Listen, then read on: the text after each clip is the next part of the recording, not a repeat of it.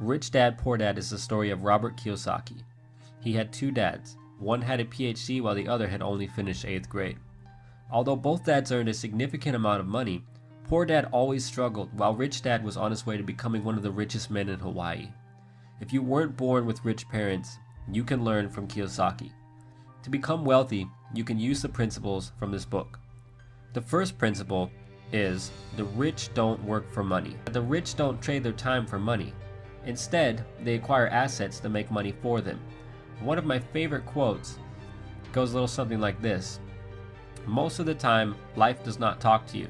It just sort of pushes you around, and each push is life saying, wake up. If you want to become wealthy, you must know that people's lives are controlled by two emotions, fear and greed. I've had a lot of people tell me that they are not interested in money, but yet they'll work a job for 8 hours a day trying to get more of it. When not controlled properly, fear and desire can lead you into life's biggest trap. The second principle from the book is called financial literacy. If you want to get rich, it's not about how much money you make. It's about how much money you keep. Intelligence solves problems and produces money, but money without intelligence is money soon gone. Did you know that rich people acquire assets while the poor and the middle class acquire liabilities that they think are assets? To become wealthy, you must understand the difference between a liability and an asset. All you have to remember is that assets put money into your pocket and liabilities take money out of it. This is one of the only rules you'll ever need to know if you want to become rich. A lack of financial knowledge is the number one reason why the rich get richer and the poor get poorer. The third principle from the book is mind your own business. To sum this principle up, the book is telling you that the rich focus on their assets while everyone else focuses on their income statements. To follow this principle, you need to build and maintain a strong group of assets. An asset might be a piece of real estate, a website, or anything that produces positive cash flow for you every single month. The fourth principle from the book is the power of corporations. If you're watching this video, you probably don't know that corporations are one of the biggest secrets of the rich, and they serve as a smarter way to play the game of life. The rich use corporations to take advantage of legal tax loopholes and protect their money. If you own a business and make a decent amount of money, you need to consider setting up a corporation. To get rich, the book says that you need to train your financial IQ, which is comprised of your knowledge across several broad subjects. To increase your financial IQ, you must increase your knowledge in the areas of accounting, investing, understanding markets, and the law. Accounting is for reading and understanding numbers, and investing is for using your money to make more money. Understanding markets is the science of supply and demand, and the law is understanding tax laws and how to keep more of your own money. Once again, a corporation is one of the biggest legal tax loopholes used by the rich to make and keep more of their money. Your financial IQ is a synergy of all of these skills and talents combined. Now, the fifth principle from the book is the rich invent money. This principle can be summed up as the rich seize opportunities to invent money.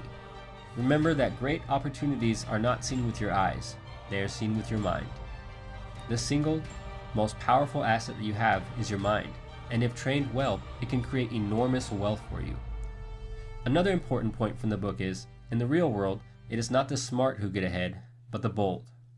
This means that the bold, or risk takers, tend to make the most financial progress, even if they're not as smart as others.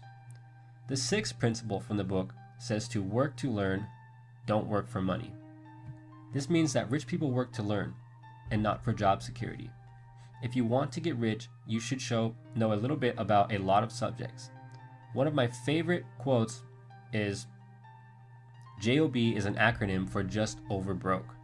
It means that focusing only on a job will prevent you from becoming truly wealthy. Now, the seventh principle from the book is overcoming obstacles. The primary difference between a rich person and a poor person is how they manage fear.